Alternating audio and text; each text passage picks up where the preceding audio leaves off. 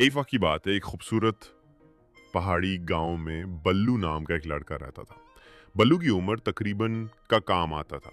सुबह होते ही वो अपनी माँ का हाथ बटाता, भैंसों को चारा डालता, फिर स्कूल के लिए निकल पड़ता। रास्ते में अगर किसी दादी अम्मा का पानी का घड़ा उठाना होता या किसी बुजुर्ग को सड़क पार करवानी होती, बल्लू फौरन आगे बढ़ा। एक दिन गांव में तेज बारिश हुई। पहाड़ी से पानी का रीला आया और एक छोटा पुल टूट गया।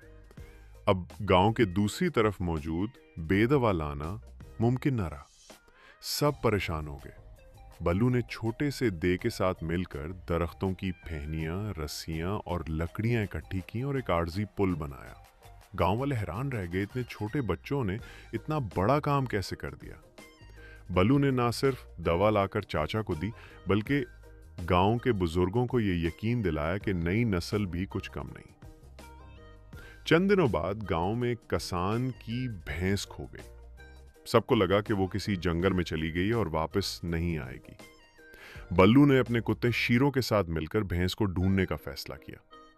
कई घंटों की तलाश के बाद वो उसे एक नदी के किनारे से वापस ले आया। सब लोग बहुत खुश हुए।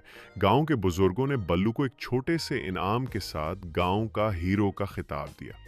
बल्लू ने मुस्कुराकर कहा, अगर हम सब एक दूसरे की मदद कीता खेता। इखलाकी सबक: छोटे अमल भी बड़े दिल से किए जाएं तो दुनिया बदल सकते हैं। दूसरों की मदद करना बगैर किसी फायदे के सबसे बड़ी खिदमत होती है। द रेस्तमो का। और ऐसी मजीद दिल को छू लेने वाली कहानियां देखने के लिए हमारे चैनल फिक्रनामा को सब्सक्राइब करना ना भूलें।